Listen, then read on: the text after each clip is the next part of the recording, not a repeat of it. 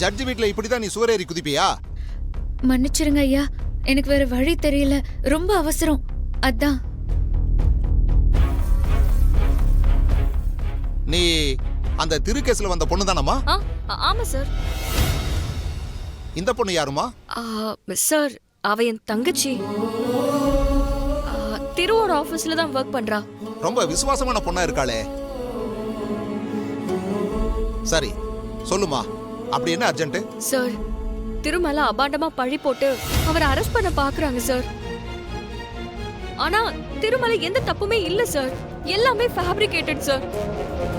ஏமா, அப்ப பேசும்போது திருதா உங்ககிட்ட தப்பா நடந்துக்கிட்டதா சொன்ன, இப்ப இப்படி சொல்ற? இவங்க மிரட்டி உன்னை இப்படி சொல்ல சொன்னாங்களா? சத்தியமா அப்படிலாம் ஒன்றும் இல்லை சார்.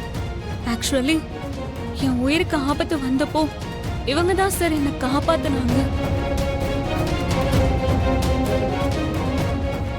இப்படிப்பட்டவங்களுக்கு நான் துரோகம் செய்யக்கூடாது சார். இப்ப நான் சொல்றது மட்டும்தான் சார் நிஜம்.